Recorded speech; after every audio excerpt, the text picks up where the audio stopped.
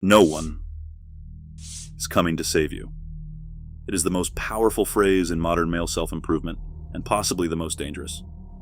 It moved millions of men from passivity to action. It convinced millions more that vulnerability is weakness. 25% fewer men ever seek help at all. The difference comes down to which version of this truth you internalized. And that story begins with a set of promises that were never kept.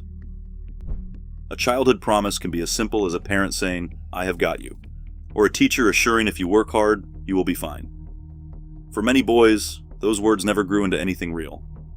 One anonymous post on Reddit's RCPTSD reads, "My family decided I wasn't their problem. I learned early that I was on my own." That is not just a lonely sentence, it is a blueprint for how some men come to see the world. When the adults who are supposed to care step back, the message is clear. Don't expect help, don't show need, don't wait for rescue. Education is often sold as the next safety net. College brochures promise transformation and opportunity, but the reality is less forgiving. The 2025 to 2026 West Virginia Wesleyan College Catalog lists annual tuition at $33,170.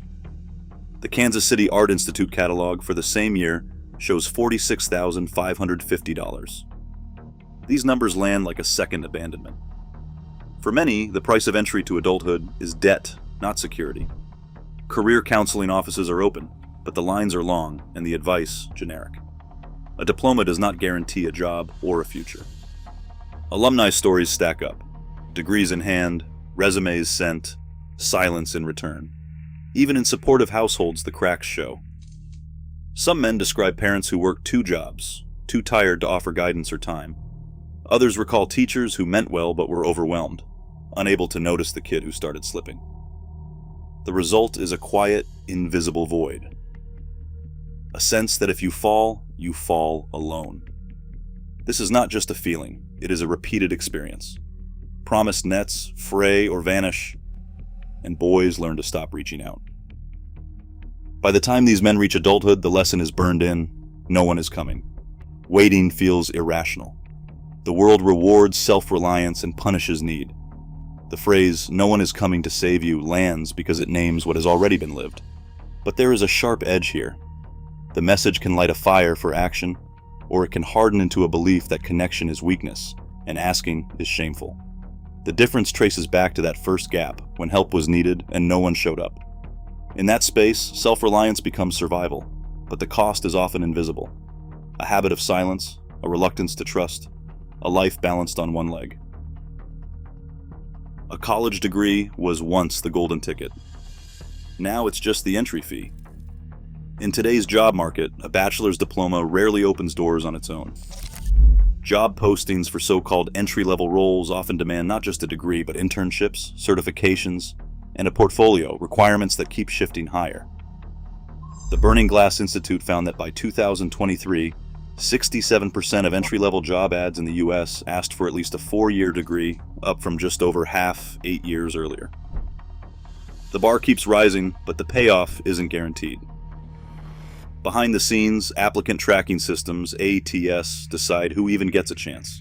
These algorithms scan resumes for keywords, formatting and credentials, filtering out candidates before a human ever looks. A peer-reviewed study in the Journal of Human Resources estimated that 84% of applications are rejected automatically, often for reasons as trivial as a missing phrase or a non-standard file type. As one career counselor puts it, if your resume doesn't match what the system wants, it's like you never applied at all. The frustration isn't just about competition, it's about invisibility.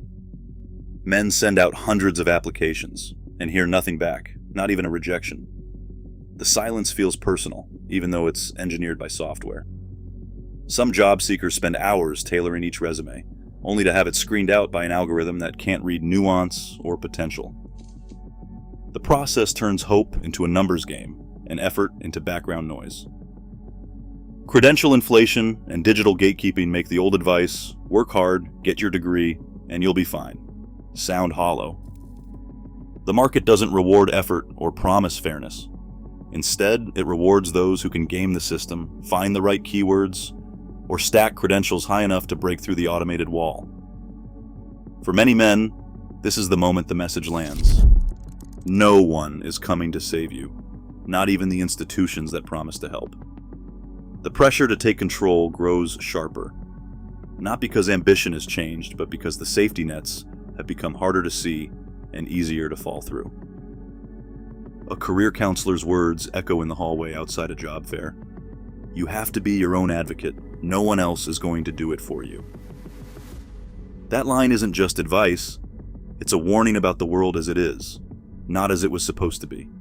Each barrier, each silent rejection pushes men toward a mindset where self-reliance feels like the only rational response. But the risk is clear. When the system treats you as invisible, it's tempting to believe you don't matter at all. That's where the message can turn, either into fuel for action or into the proof that vulnerability is dangerous and connection is a luxury you can't afford. Ethan sets his alarm for 5:45 in the morning, no matter how late he worked the night before. His phone is filled with reminders, 60 minutes of practice, no excuses. 90 days ago, he started tracking every action. He wrote down his goals, broke them into daily tasks, and made a deal with himself. No one else would keep him accountable, so he had to become his own engine. The first week was all friction. Old habits pulled hard, and progress felt invisible. But he kept the streak alive, marking each day with a green check. On day 12, he made his first online sale. It wasn't much, just $19.50 after fees, but it was proof that effort could turn into something real. Momentum built quietly. Ethan's routine became a kind of scaffolding. 1 hour of skill practice, 20 minutes reviewing what worked, and a nightly note about what to fix tomorrow. He didn't wait for motivation to show up.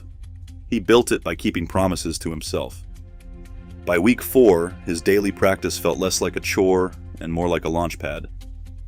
He stopped waiting for the perfect plan or a sign from someone else. The results followed. A second sale, then a third. By day 90, he had logged over 70 hours of focused work. A streak that outlasted every past attempt.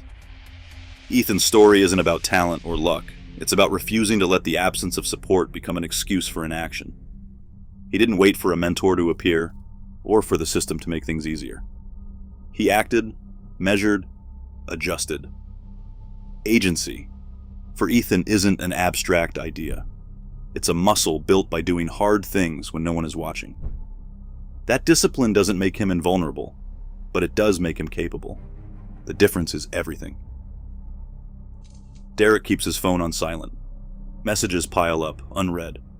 When his brother offers to talk, Derek shrugs him off. I'm good. I don't need anyone's advice. That line isn't bravado. It's armor. In group chats, he types out a reply and deletes it, convinced that showing frustration or fear would only make things worse. He's not alone in this pattern. A recent survey found that only 1 in 4 men who struggle with anxiety or depression ever reach out for help. The rest stay silent, believing that asking is an admission of failure. Dr. Lena Kova, who has spent years studying online self-improvement culture, describes this as the paradox of the mantra. The message is supposed to push you to act, she says, but for some, it becomes a reason to withdraw. They confuse being unhelped with being unhelpable. Derek's story is not all darkness. He clings to visible routines, shaving every morning, pressing his shirt, hitting the gym on schedule. These outward acts are his way of proving to himself that he's still in control. Research backs up the effect. A 2023 study followed 462 men who adopted a structured grooming routine and found a 24% jump in self-esteem after 6 months. Early wins matter. Dr. Kova calls these appearance rituals the low-hanging fruit of agency, a chance to build confidence when everything else feels uncertain. But appearance is only half the equation. For Derek, the cost of refusing help is a growing sense of distance, a life built behind glass. He's harder but not stronger, more independent but not more capable.